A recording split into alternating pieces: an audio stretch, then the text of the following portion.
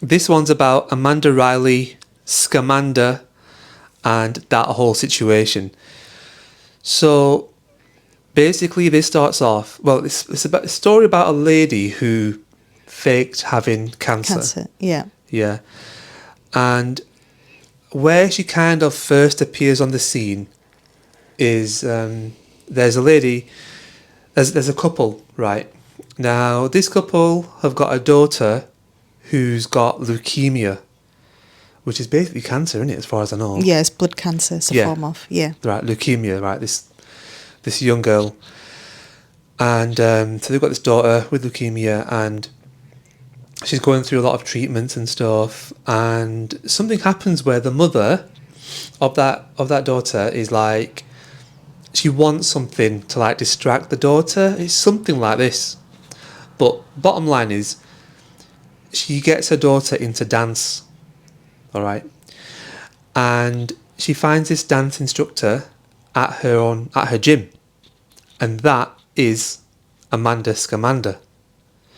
So she goes to Amanda Scamanda and goes, right, it'd be great if you could come to my house and show my daughter how to do some stuff and all this.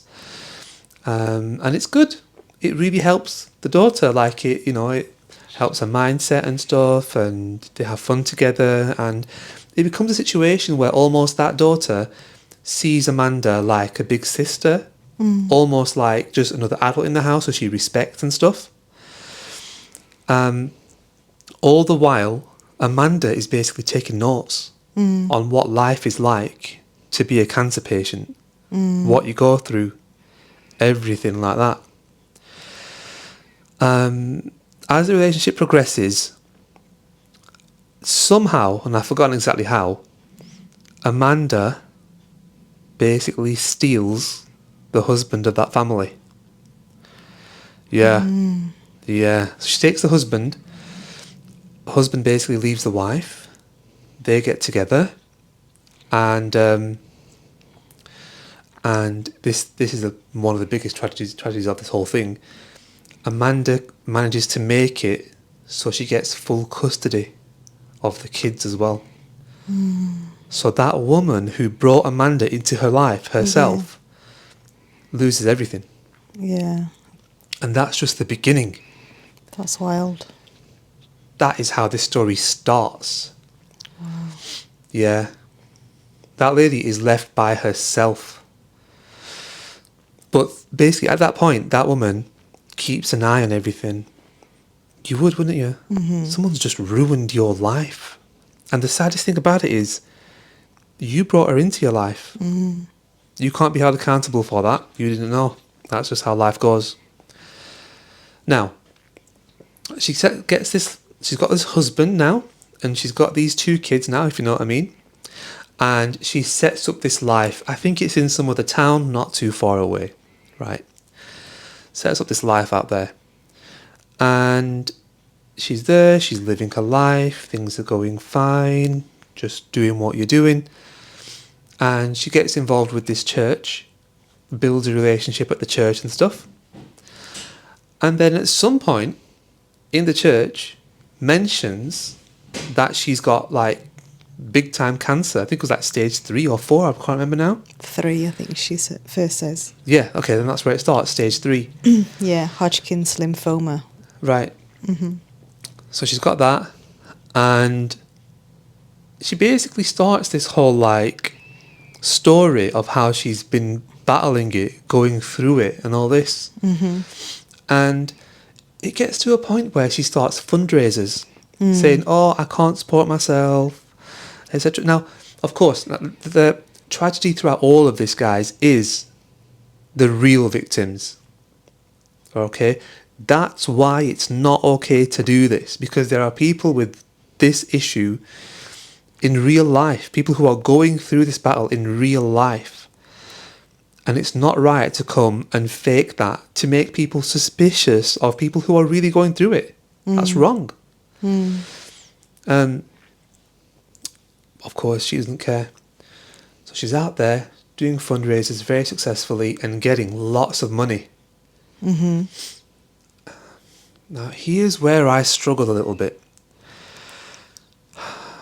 What she starts doing is she starts thanking people publicly for their donations to her. Yeah. And people really start to like that. Basically, it's They like... just warmed up to her, didn't they? They did, but what it is, it's like they start doing it for the attention they get. Yeah.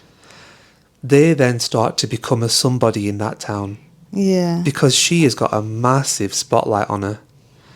A lot of this came from the church, where she's talking about this is God and this is the journey and it's a miracle that I'm still here and how to live your life, how to get through trials and tribulations.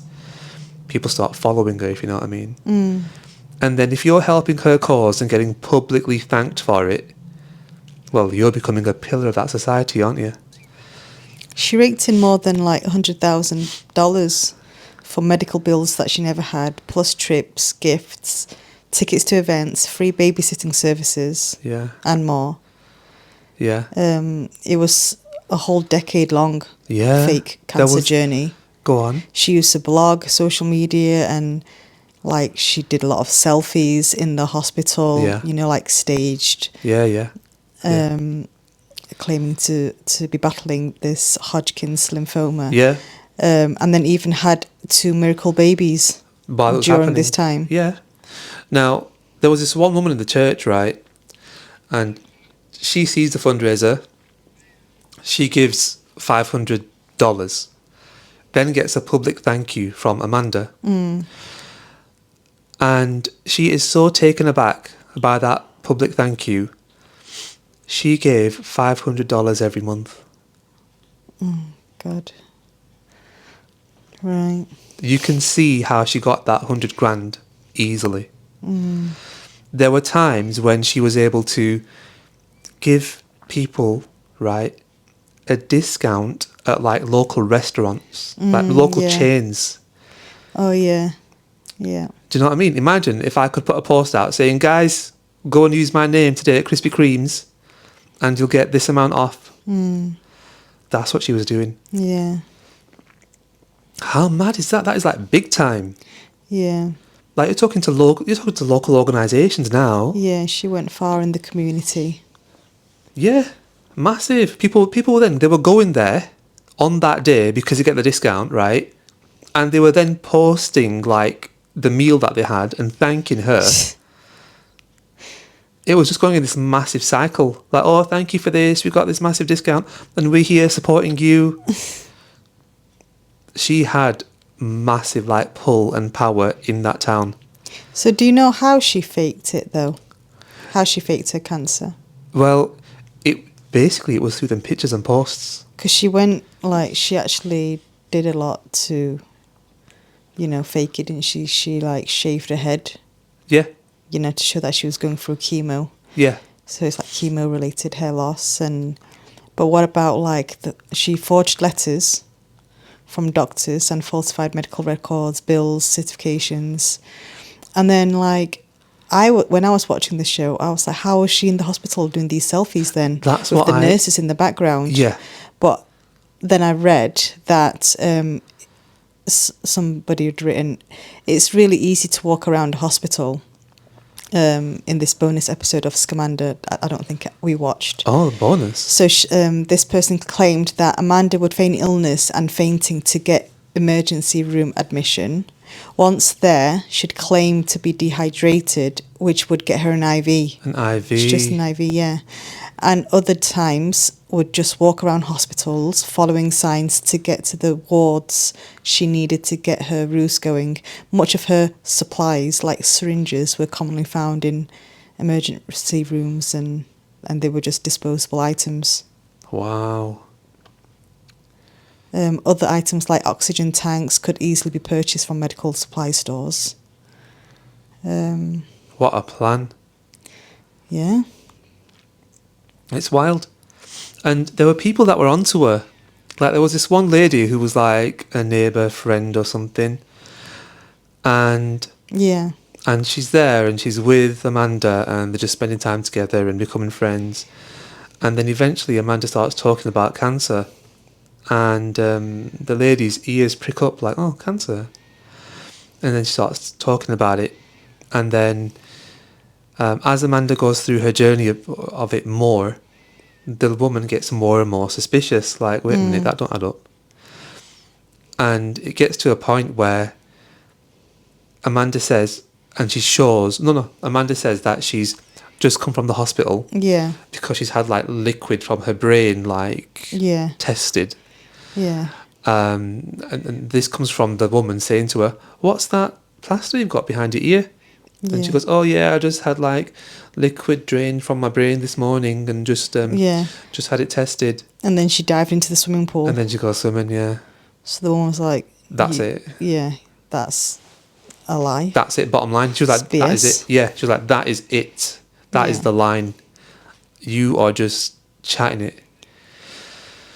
And after that was a point where she'd basically cut off the majority of communication. She was like really suspicious of her. Mm-hmm. And it turns out the reason why she was suspicious of her was because her own husband had like an 8-year, maybe 10-year battle with cancer himself. Mm. So throughout this journey, there were people cropping up who had actually been involved with cancer, who'd actually had it, and things had happened. And then she's going around faking it. Mm. And that is wild. I'll tell you what's amazing, right? Mm. It all hits a bit of a catalyst where there's a TV show coming out, and it's like Crime Watch, let's say, right? It's a TV show where scams are looked into and they are exposed, right? And the woman who's running this TV show, she puts out like a post somewhere saying, if you know of anything that is like suspicious like this, anything that you think is suspicious, send it our way. Yeah. And so she starts getting information about the whole Scamanda case, right? And even that lady had a close relative who had been through cancer. So even she had like really strong motivation to get to the bottom of this. Yeah. That blew my mind. I was like, you've now got this really hungry investigator who's got their own motivation to expose you. And she worked really hard. Like, she got loads of sources, confirmed things, went to people, approached them, confirmed things with them. Like, what story have you heard? What doesn't make sense? Where is she now? What is she doing? Followed all of the posts. Then she would like contact like doctor surgeries or something and be like, okay, so what can you tell me of what's happened with her today? Like, just got whatever bits of information she could. Well, they were saying that it wasn't adding up. The treatments that she was allegedly having and the stage where she was at, it didn't make sense. Yeah. So, it started to fall. Yeah. I mean, then having kids and saying that their kids are curing the cancer. Yeah. That was mind-blowing. It got to a point as well where, of course, she got raided. Like, the police came, raided her and stuff. And the donations weren't adding up as well. People started investigating the donations that she'd received. Right. Like, people were sending her money, and where was the money going? You know, they couldn't see it adding up. Oh, right. Wow. So that drew attention. That's crazy. Yeah, lots of holes in it. And then when she got raided, she then went back to her people who she had tricked and said, oh, that's just because of tax. That's just a tax thing. It's not like, you know what I mean? The whole word scam was just not involved. Mm-hmm. This is because I didn't understand how the tax worked and stuff, and so that's why I've got raided. It's nothing to do with anything else. Everything else is still like legit. I'm still going through this. And people still believed her, and she still carried on with it. There was one part of the story which I'm like not too clear of where it is in the timeline, but this is interesting. Go on, what are you going to say? Where do you think Amanda Riley's husband, Corey Riley, stood? Like, he knew about the cancer scam, right? Yeah, he knew. He knew. What do you think? Yeah, definitely. He knew everything. Yeah. And I think more people knew, but because he became... because some people believe that maybe he didn't know. No, he definitely knew. Yeah. And I think more people knew, but because she became such a figure in society, they didn't speak up. Mm. You know what I mean? She became somebody who people like proper followed, and if you didn't like her, you're the outsider. Mm. Because we're not all dumb. Don't Yep. try and make out like we're all gullible. Yeah.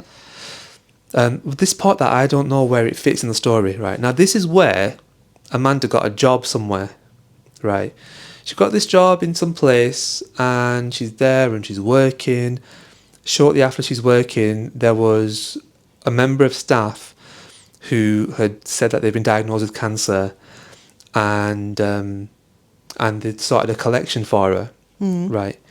And then very shortly after that collection has started, Scamanda comes out and says, "Oh, I've got it too," and gets a collection for herself. Right. Wow. Mad, isn't it? Yeah. Wild, like with an active Yeah. cancer patient, an active cancer person, and then you're like, straight away, Yeah. Shameless. shameless, and that first cancer patient passed away. Oh. How mad is that? And she was meant to be like a proper, like, nice person at the organisation as well. People loved her. Mm. And then there's this, like, happening, like, at the same time. Mind-blowing stuff. Now, the investigator went and found information relating to people who have a condition like compulsive lying, but different, Yeah. right?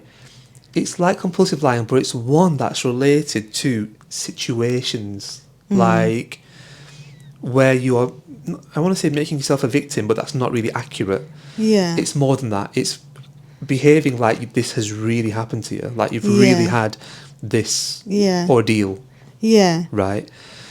And she goes, one of the symptoms of having this condition where you lie about this Yeah. is where you are very strangely positive about it. And then they showed a clip, and she was there talking about how I'm so thankful that it happened to me. I'm so thankful that it's enabled this, and it's done this, and it's done that.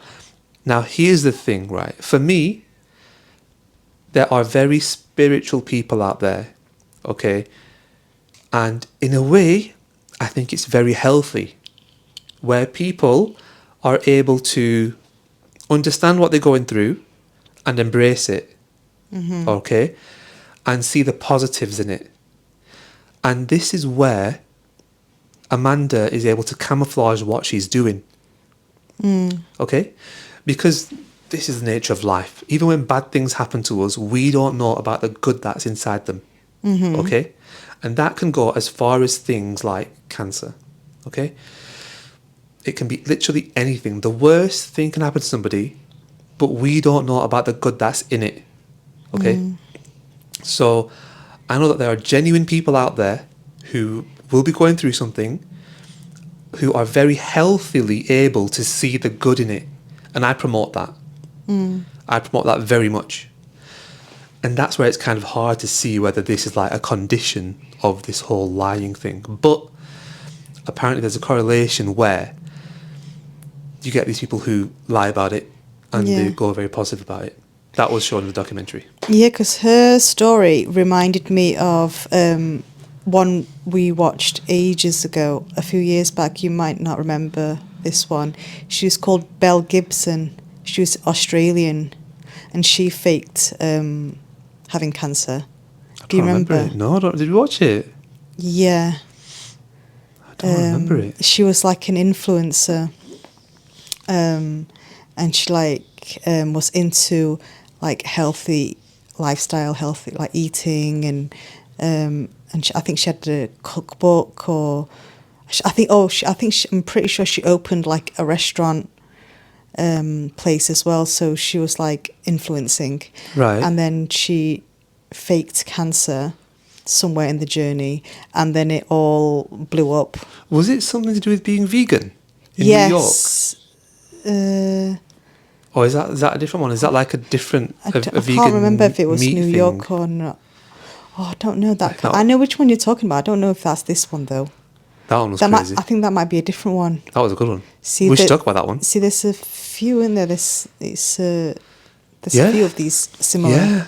stories. Yeah.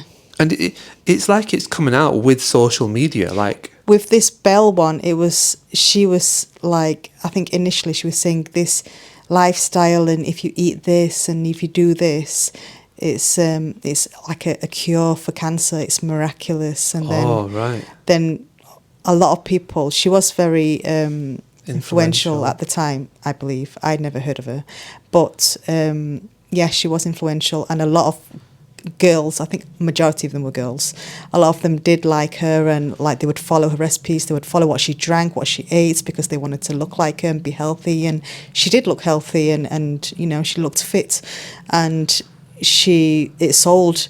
And then slowly it went from I've got cancer, like from this is the lifestyle, to now I've got cancer and it's Oh. healing me. Oh, wow, that's taking it very far, isn't it? Yeah. Wow.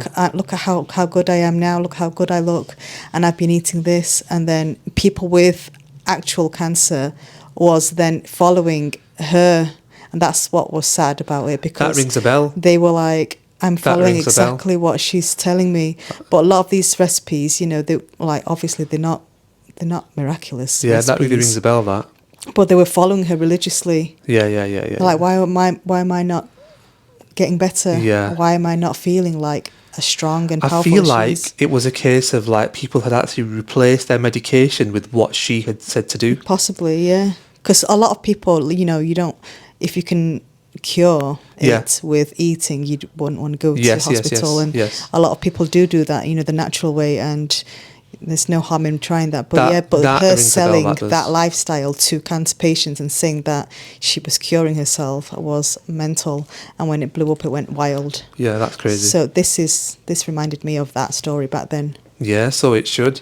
How they're profiting from, you know, these people that are just wanting to look at a healthy lifestyle, and Yeah. she's drawing cancer patients in. Yeah. She was very on the ball with it, was Scamanda. Yeah. Like, to get organisations involved, to get so many freebies. Yeah, It was she capitalised it, didn't she? Very much. Like, in a way, like, this is the whole using a social media following, isn't it? Yeah. It's building a following around a topic, being able to give organisations and people exposure on your platform, which is now revolving around your illness, and then just like monetising that, commercialising that. I feel like it's a case of people kind of need to watch out for where, I don't know, it's hard to say, innit? Yeah. It's hard to say what to watch out for in that sense. I mean, the people are innocent, you know, they just gave to what they believed was a good cause, and that was taken advantage of. But yeah, she got jailed. She got jailed for it. Yeah. I believe the husband got away with it. Yeah, I think so. He's looking after the two boys, the Okay. children. And the lady from the beginning who had lost everything, husband, 2 kids, got them back. Oh, that's good. Yeah, she got them back. It was interesting because, like, the daughter, who was going through leukemia and stuff, she was like, I didn't understand why my mum hated Scamanda so much. Like, she kind of just didn't understand how it all went together and what happened. I suppose maybe that daughter had been even turned against her mum, I don't know, to some Yeah. level. But she goes, I can see it all now. I understand it now, what they did to my mum and stuff and all this. And thankfully, that leukemia patient girl, she's grown up to be really, like, strong and healthy. That's good. I know. She saw the whole thing.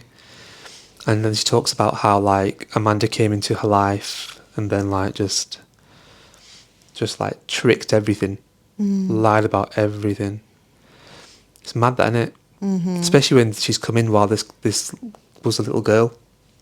And that's a very intimate connection with someone, do you know what I mean? Like, she became her, like, guardian. Lived with her. I mean, just forget the town who she scammed. the whole town and that.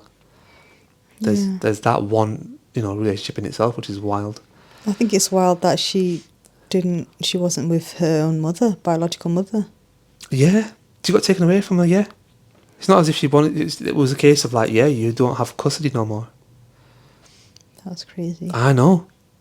And like, the mother had a younger one than that one, and that one got taken away. Imagine having a And if little the young mother one. was fit and healthy, Yeah. financially as well, Yeah. I don't understand how that works. Yeah, I don't know what the reasoning was. Yeah. Yeah, I don't know what the reasoning was, but yeah. Really turned that lady's life upside down. Like, she's really strong to have like carried on and stuff and been able to like see this through. I think getting that justice is what like has really helped her. Yeah. And this story being out. But yeah, absolutely mind blowing, stunning. This whole story was. I think in a nutshell that covers it. Yeah. There was a lot that happened. There were a lot of details. The raid is crazy. There's video footage of like the raid in the house. That's just wild. But the fact for me is like to go through that raid and then still come out lying about it. Yeah. That is just, I don't know how you come out and do that. Yeah. That takes something. But yeah, that's the Scamanda thing. Anything else you want to add to it, or basically done? Nope, that's it. Yeah, done. Okay. Well, thanks for watching, guys. That was the whole Scamanda situation. We'll catch you guys in the next one. Thanks, and see you later.